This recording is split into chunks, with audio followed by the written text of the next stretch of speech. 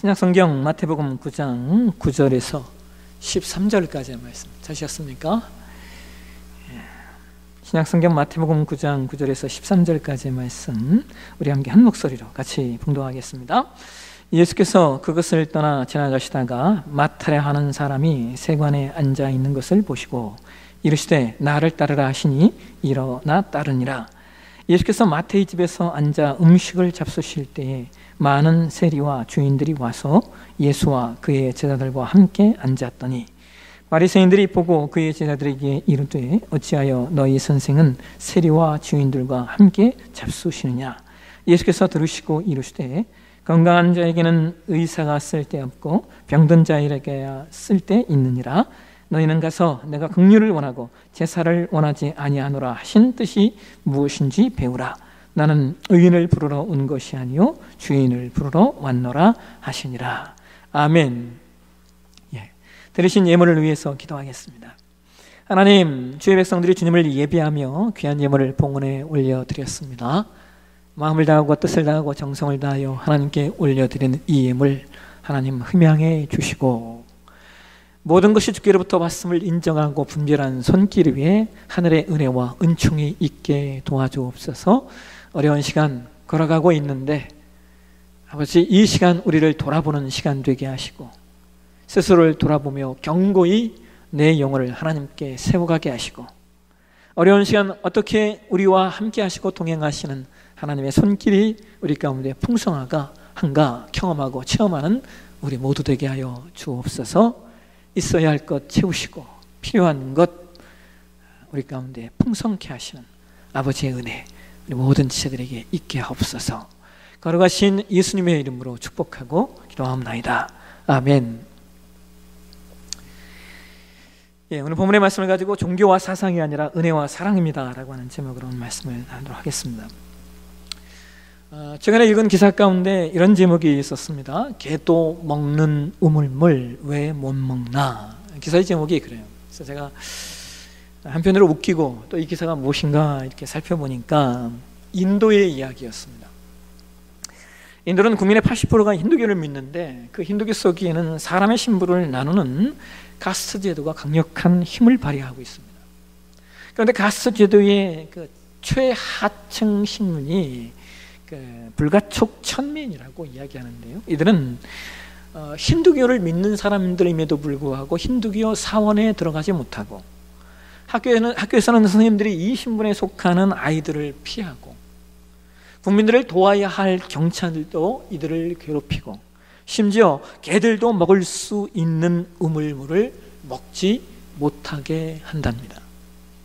왜냐하면 그들이 그 물을 먹으면 부정이 탄다고 말입니다. 그래서 불가촉 천민에 속하는 사람들이 불교로 개종을 하는 겁니다. 힌두교를 떠나서 그런 가스 제도가 없는 불교로 이렇게 개종을 하는 거예요. 그런데 여러분, 제가 그걸 보면서 어떤 생각이 들었냐면 저들이 불교로 가도 저들의 인생이 별반 크게 바뀌지 않을 텐데 라는 생각이 들었어요. 왜냐하면 불교의 강력한 교리 가운데 하나가 운명론이기 때문입니다. 삶의 모든 순간순간이 정해진 운명대로 살다가 간다라고 하는 거예요. 그리고 사실 불교는 또 힌두교를 모태로 만들어진 종교입니다. BC 600년경에 힌두교의 문제점들을 지적하면서 고타마 시타르타에 의해서 형성된 일종의 힌두교 개혁 세력이 불교입니다. 그래서 결국 그들이 크게 다르지 않기 때문에 그들의 삶도 크게 변할 것은 별로 없다라고 하는 사실 때문에 아쉬움이 있었습니다. 제가 오늘은 이런 인간의 문제에 대해서 조금 오늘 말씀을 좀 나누려고 하는데요. 제가 오늘 나누려고 하는 말씀은 기독교 세계관에 관한 말씀이에요. 그래서 조금 어려울 수도 있어요. 여러분이 좀 집중해서 들으시면 우리 세계관을 배울 수 있는 좋은 시간이 되실 것 같습니다.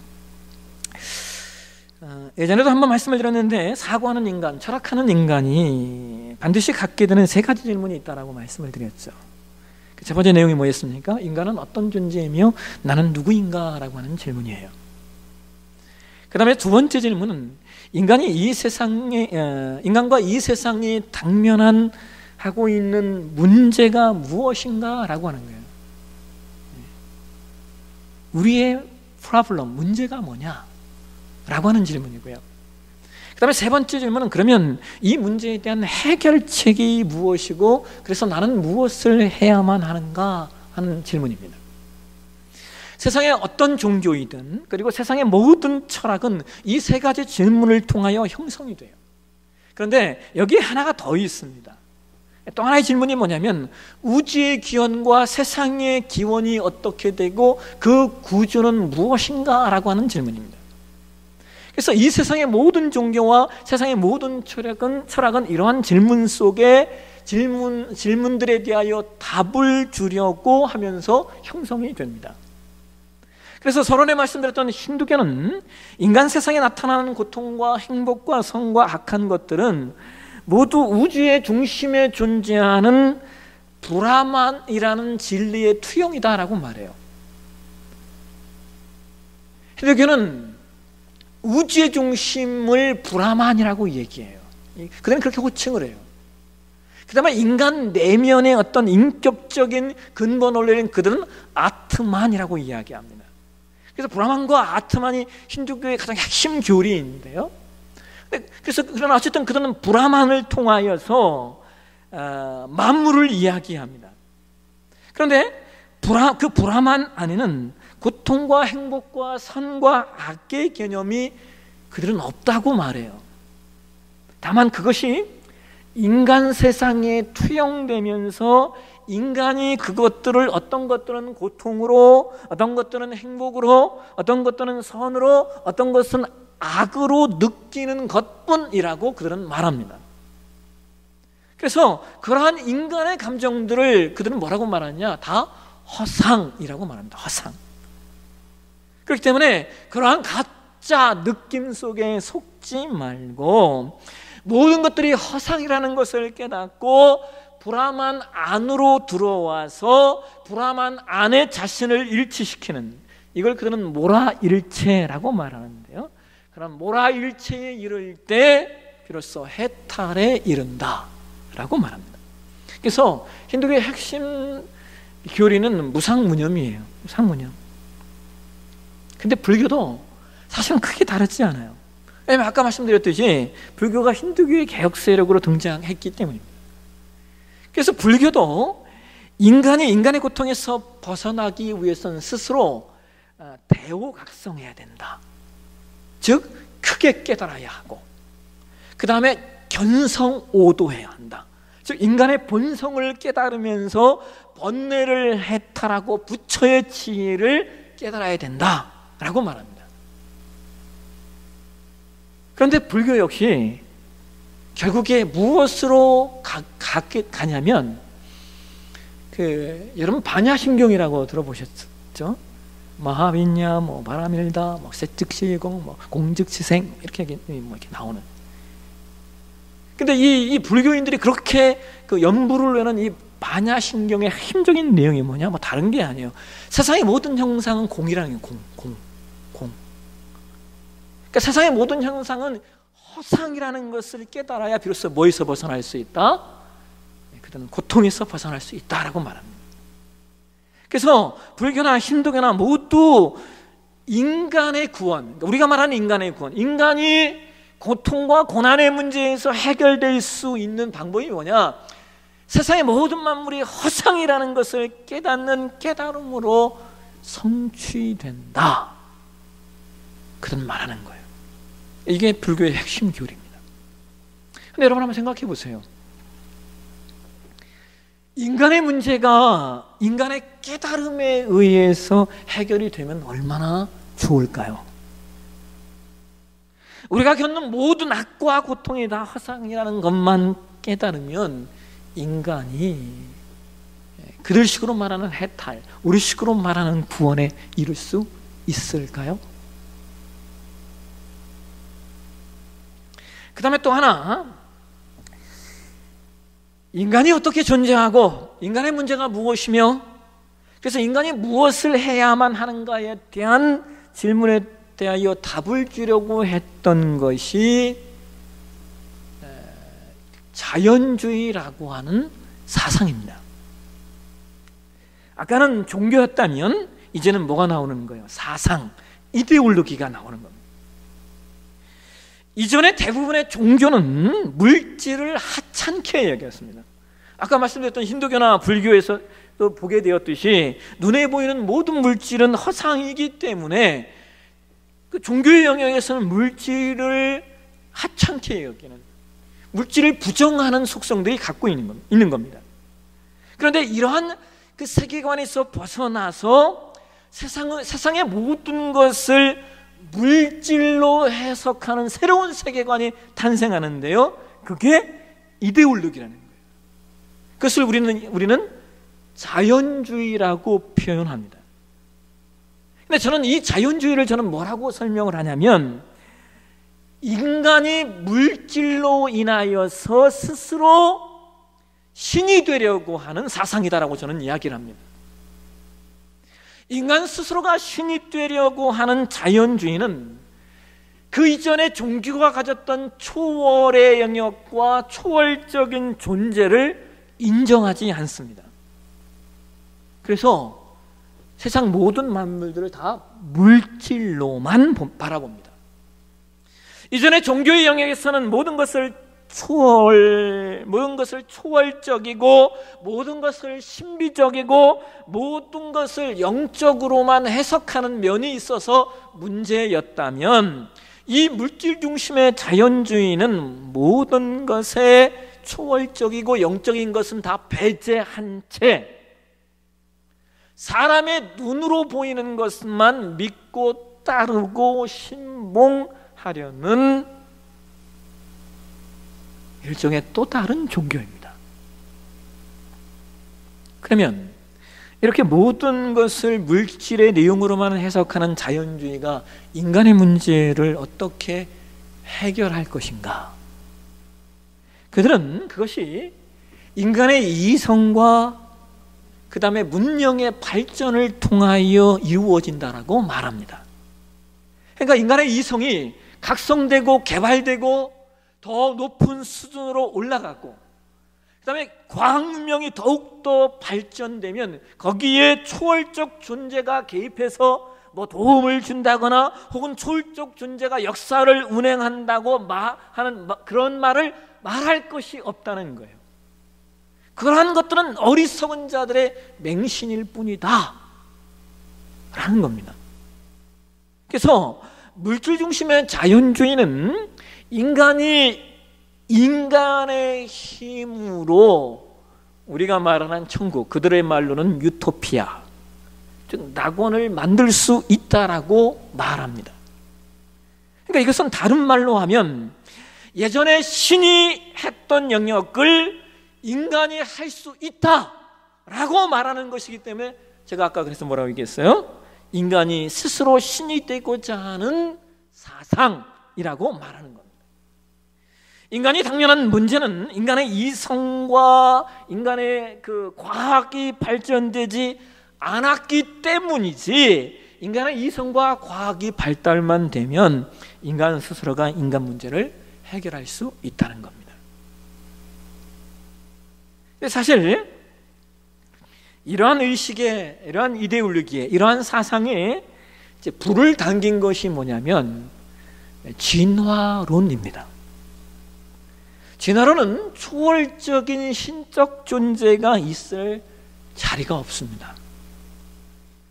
물론 요즘에는 크리스찬 과학자들 가운데서도 이 진화론과 그다음에 우리가 믿는 신앙을 이렇게 짬뽕해서 만든 사상이 있어요. 그걸 뭐라고 얘기하냐면 유실론적 진화론이라고 말하는데요.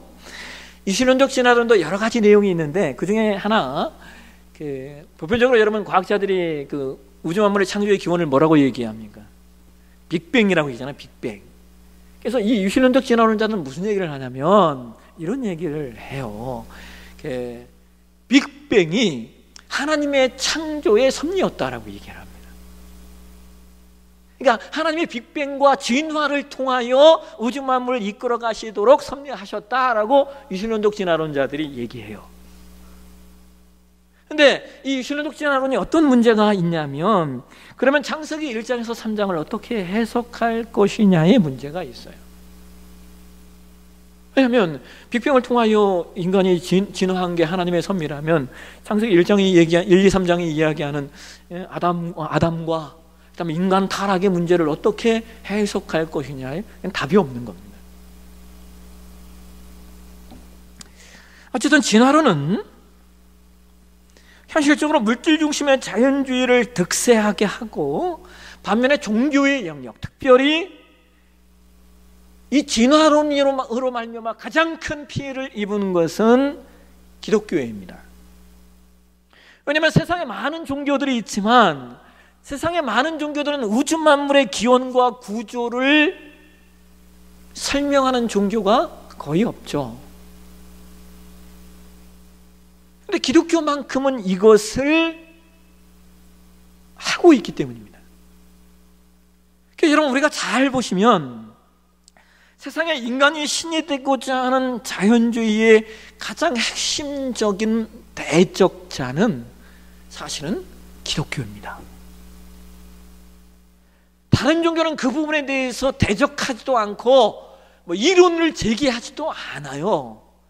근데 기독교만큼은 세상의 진화론과 세상의 자연주의에 대해서 반론을 제기한다고요. 그러니까 세상의 자연주의자들이 볼 때 이 세상에는 기독교만 없어지면은 물질 중심의 세상이 된다라고 하는 거예요. 인간이 온통 지배하는, 인간이 모든 것을 다스리는 인본주의, 인간주의 시대가 된다라고 그들은 말하는 겁니다.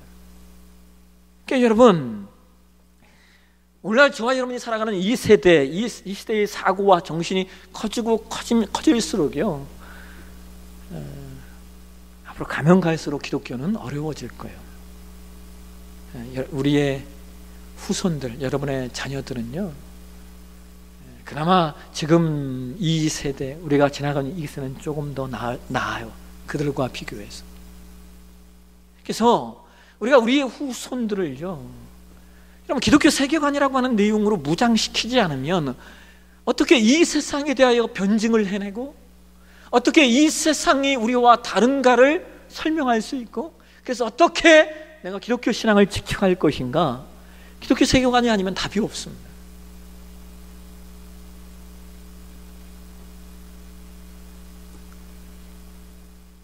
근데 여러분,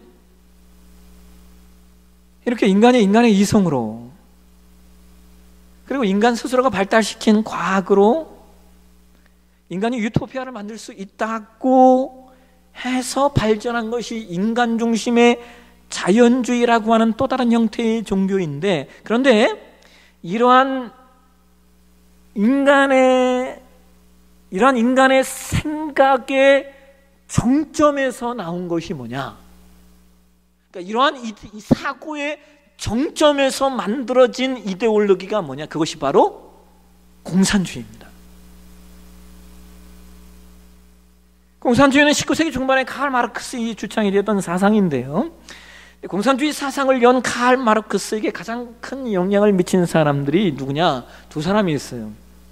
철학자 헤겔과 그 다음에 철학자 포이에르바하라는 인물입니다. 이 두 사람을 이해해야 우리가 공산주의라는 이데올로기를 이해할 수 있어요.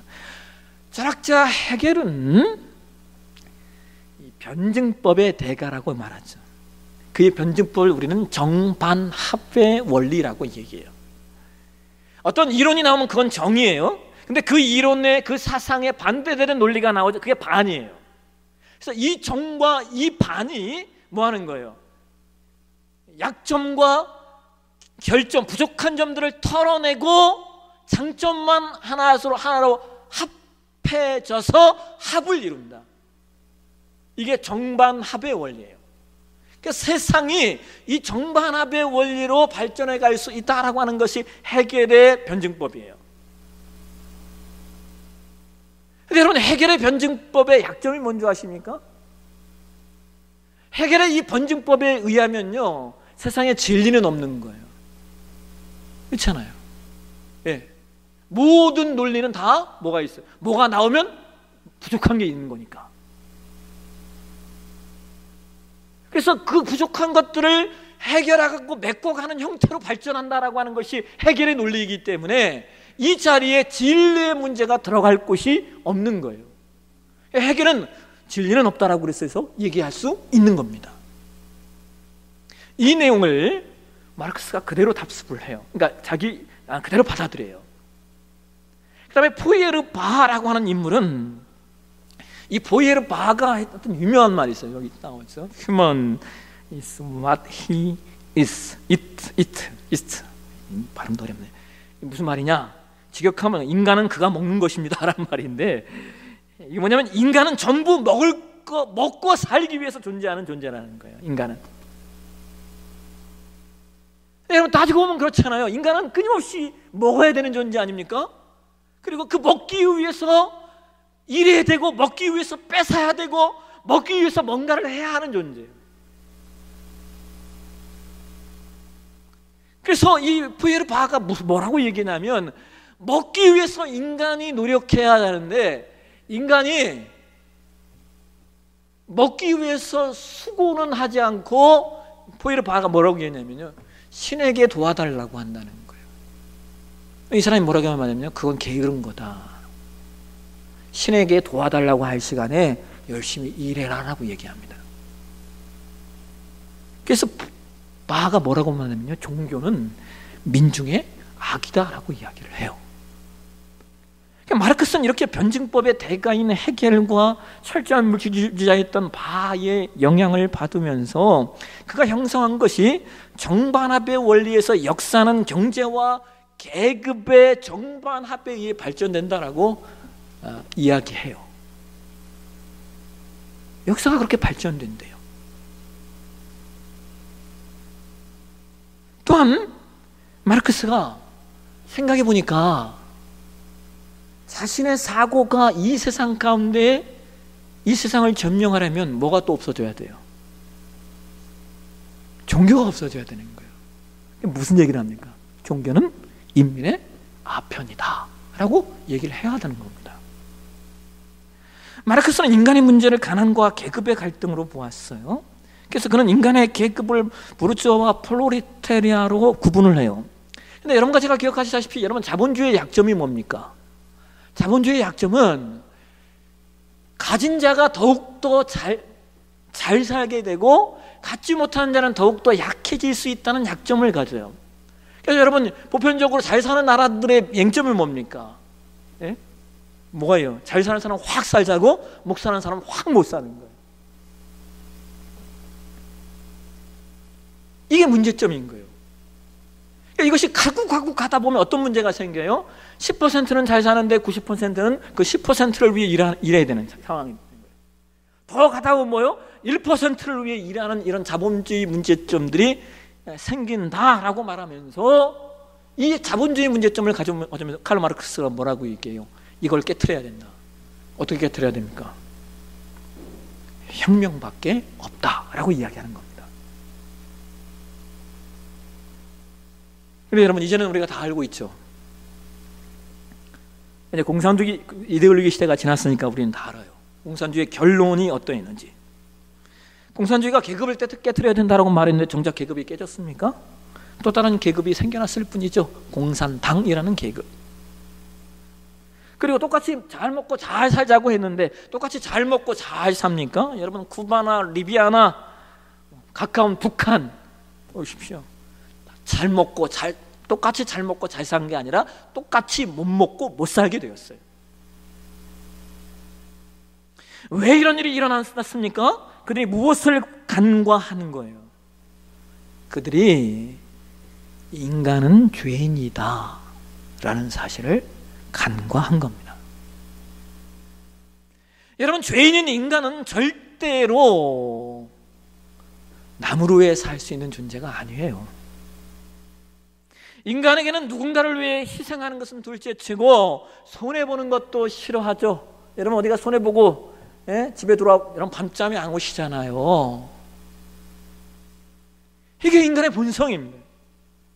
그래서 인간의 문제를 해결하는 방법이 단순히 가난과 물질과 계급의 갈등의 문제를 해결하는 것으로 인간의 문제가 해결되는 게 아니라는 거예요. 왜요? 인간은 배고파서 죄를 짓고 동시에 배부르면 배부른 대로 훨씬 기름진 죄를 짓는 존재이기 때문입니다. 여러분 창세기 4장에 가인이 동생 아벨을 쳐 죽인다고요. 근데 가인이 배고파서 아벨을 쳐 죽였습니까? 아니잖아요. 동생을 시기해서 죽인 거예요. 즉 다른 사람이 나보다 잘 되는 것을 시기하고 분노하여 지은 죄라는 거예요. 여러분 창세기 4장을 우리가 잘 살펴보면요, 가인의 후손에 관한 말씀들이 쭉 기록되어 있어요. 근데 가인의 후손들도 마찬가지예요. 대표적인 것이 가인의 6대 손인 라멕이라는 사람이죠. 라멕은 최초의 일부 다처제를 시행했던 사람이에요. 그리고 창세기 4장 23절과 24절을 보면 이게 라멕이 불렀던 노래거든요. 근데 여러분 한번 보시면요, 이게 뭔지 아십니까? 학자들은 이것을 살인창가라고 말합니다. 살인창가. 내가 누구를 죽였다, 이 얘기 노래하고 있는 거예요. 여러분 자신이 누군가를 죽인 것을 노래를 지어서 부른다라고 하는 것은 인간이 얼마나 악한 존재인가를 성경이 우리 가운데 단적으로 알려주고 있는 거예요. 그래서 인간은 힌두교나 불교처럼 스스로의 깨달음으로 인간의 문제를 해결할 수 있는 존재가 아닙니다.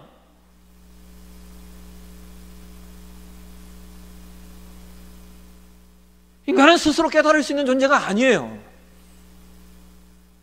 또 인간은 카를 마르크스처럼 가난을 해결해주는 물질로만 살 수 있는 존재가 아니죠.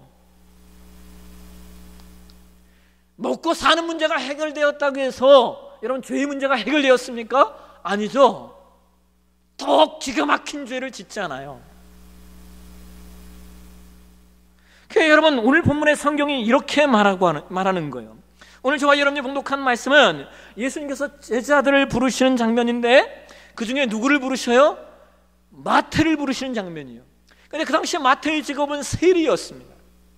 여러분 당시 세리는요 이스라엘 백성들에게 철천지 원수였어요. 왜냐하면 당시 세리라고 하는 직분은 이 정해진 봉급을 받는 사람들이 아니라 세금을 거두어오면 거두어 온 만큼에 따라서 봉급을 주는 제도예요.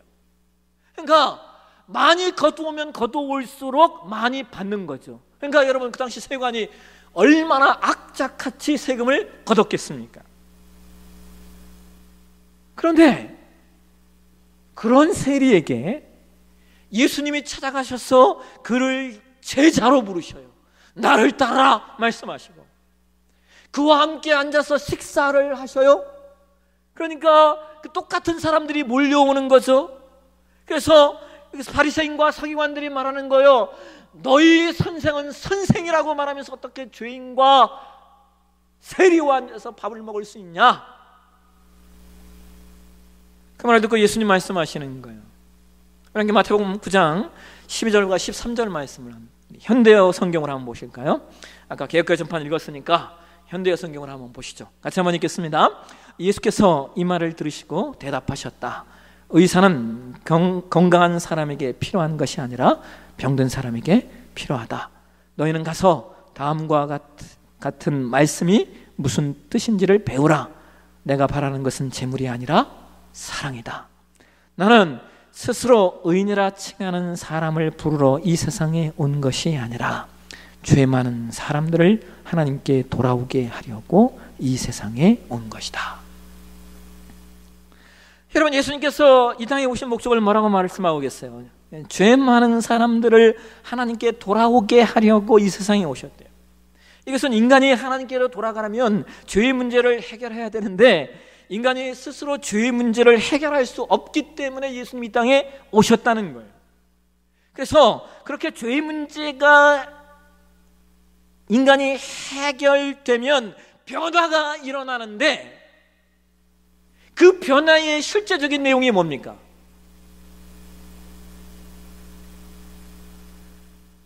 죄의 문제가 해결된 인간이 이 땅에서 어떻게 변화된 삶을 살 수 있는가를 우리에게 알려주신 내용이 있어요. 그것이 바로 사도행전 2장 사건이에요.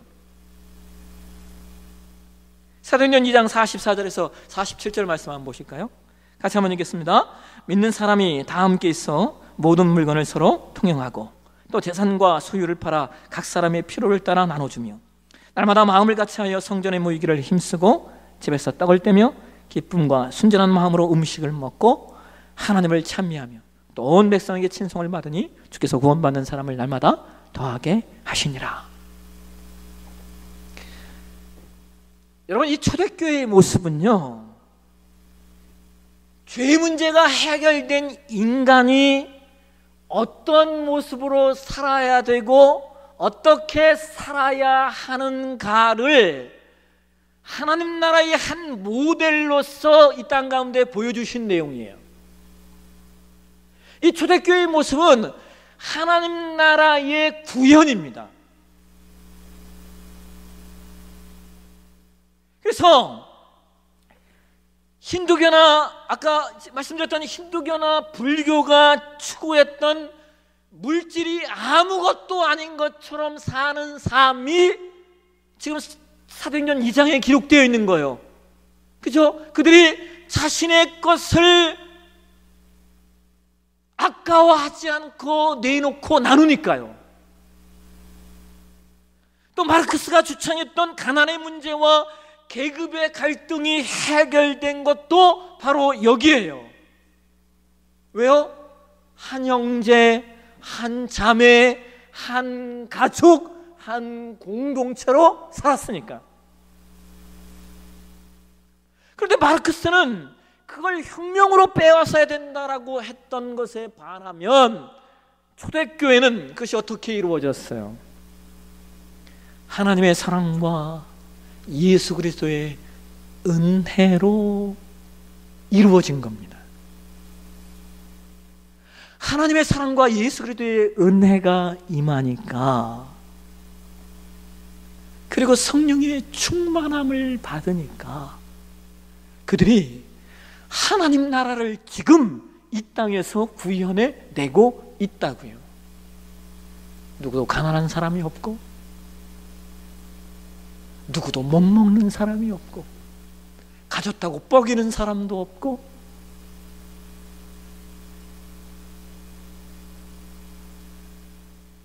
그런데 이 하나님 나라의 구현은 인간의 본질적인 문제가 해결돼야 되는 거예요. 이 인간의 본질적인 문제가 해결되지 않으면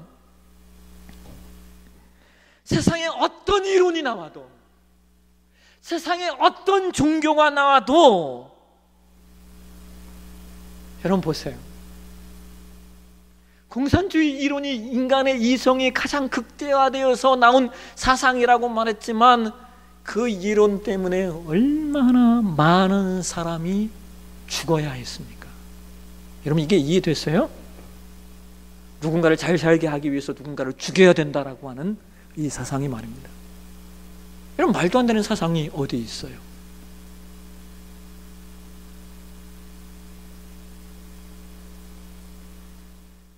인간 본질의 문제가 해결되지 않으면 아무리 좋은 이론이라도 그것을 이용해 먹는 독재자밖에 만들어줄 수 없습니다. 여러분, 초대교회는 인간 본연의 문제가 해결되고 그다음에 하나님의 영의 충만함 속에 거하니까,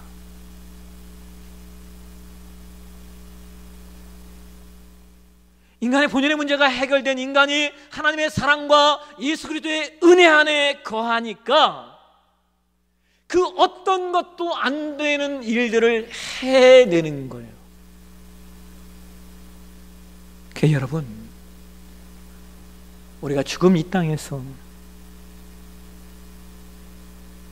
우리가 살아내고 소망하고 우리가 꿈꾸어야 할 교회의 모습, 바로 이 초대교회예요. 초대교회가 해냈던 이 모습들을 하나님 나라의 현현의 내용으로 우리가 기억하면서 그 예시로 받아들이면서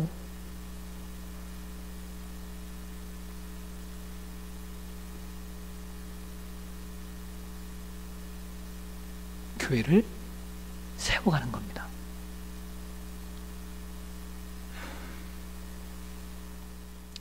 교회는 그 자체가 하나님 나라의 현현이에요.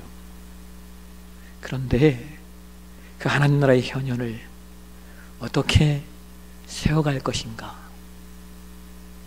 그것은 저와 여러분의 책임입니다. 그래서 여러분, 방법은 다른 게 아니에요. 우리가 더 깊이 하나님 아버지의 사랑과 예수 그리스도의 은혜 속으로 들어가는 거예요. 인간 본연의 문제를 해결받고 그 사랑과 그 은혜 속에 들어가면 우리 안에 사랑으로 충만해집니다. 우리 안에 사랑으로 충만해지면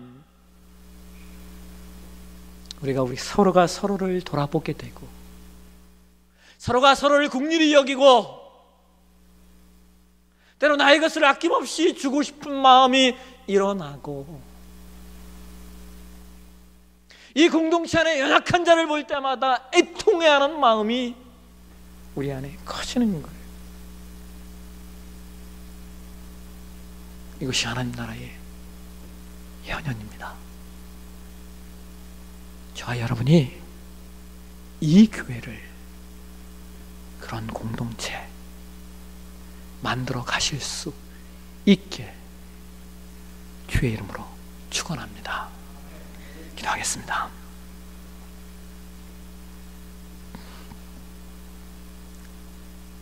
하나님,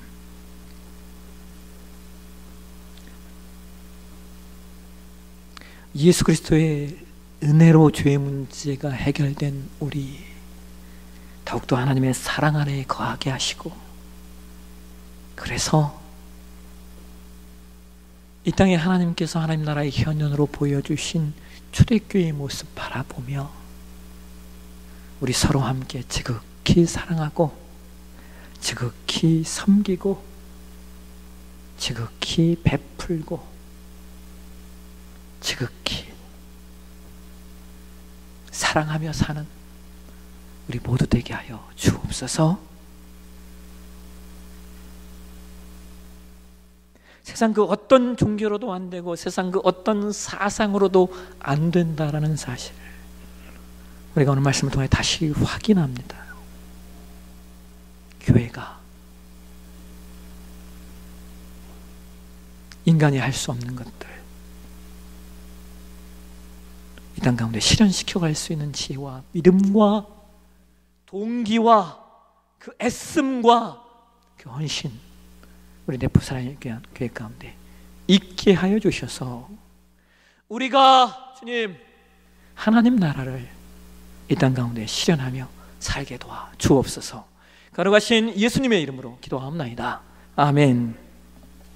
우리 다 함께 자리에 일어나셔서 우리 파송의 찬양 드리도록 하겠습니다. 파송의 찬양, 형제의 모습 속에 보이는 찬양하시겠습니다.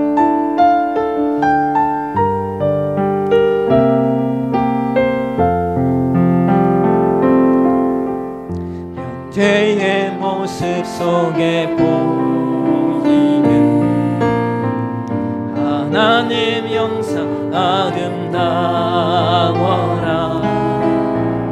존귀한 주의 자녀 됐으니 사랑하며 섬기리. 자매의 모습 속에 보이는, 자매의 모습 속에 보이는 하나님 영상 아름다워라. 존귀한 주의 자녀 됐으니 사랑하며 우리의 모임 중에 임하신 이의 모임 중에 이루신 하나님 영광 아름다워라. 존귀한 왕이 여기 계시니 사랑하면서. 한 번 더 형제의 모습 속에 보이는, 형제의 모습 속에 보이는 하나님 영상 아름다워라. 존귀한 주의 자녀 됐으니 사랑하며 성들이. 자매의 모습 속에, 자매의 모습 속에 보이는 하나님 영상 아름다워라. 존귀한 주의 자녀 됐으니 사랑하며 섬기리. 하나님께 좀 기도하길 원합니다.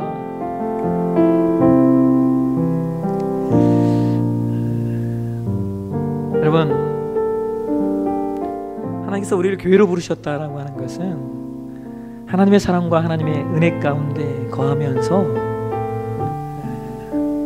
서로 사랑하며 살아라, 서로 섬기며 살아라, 서로 베풀며 살고, 서로 누군가를 격려하고 세워주고 또 그를 축복하며 살라고.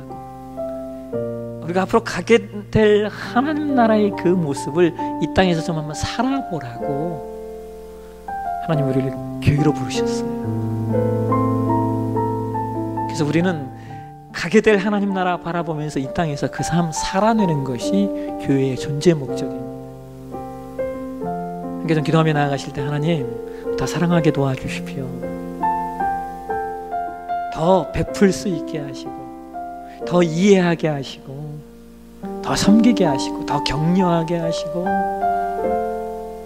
더 축복할 수 있는 우리 되게 해달라고. 그래서 세상의 종교로도 안 되고 세상의 모든 이론으로도 안 되는 것들, 우리가 우리 공동체 안에서 그거 이루어가는 모습 보이게 해달라고. 우리 같이 한번 하나님 앞에 기도하며 나아가도록 하겠습니다. 걸어가신 하나님 아버지, 그래서 우리가 살아내야 할 삶, 하나님이 우리를 교회로 부르신다.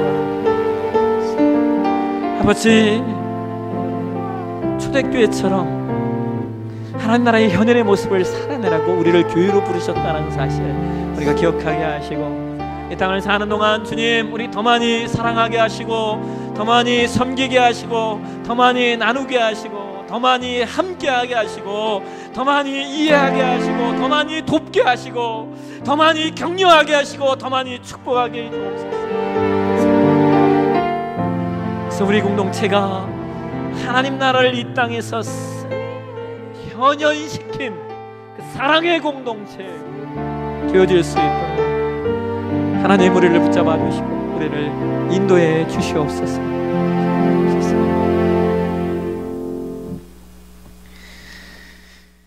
이제는 우리 주 예수 그리스도의 은혜와 하나님 아버지의 극진하신 사랑하심과 성령의 내주하시고 교통하시는 역사가 오늘 세상 그 어떤 것도 하지 못하는 그 천국의 모습, 이 땅에서 살아내길 원하는 우리 내부사랑의 모든 지들 머리 위에, 그리고 저들의 가정과 일터 위에 이제부터 영원토록 함께 있을지어다. 아멘.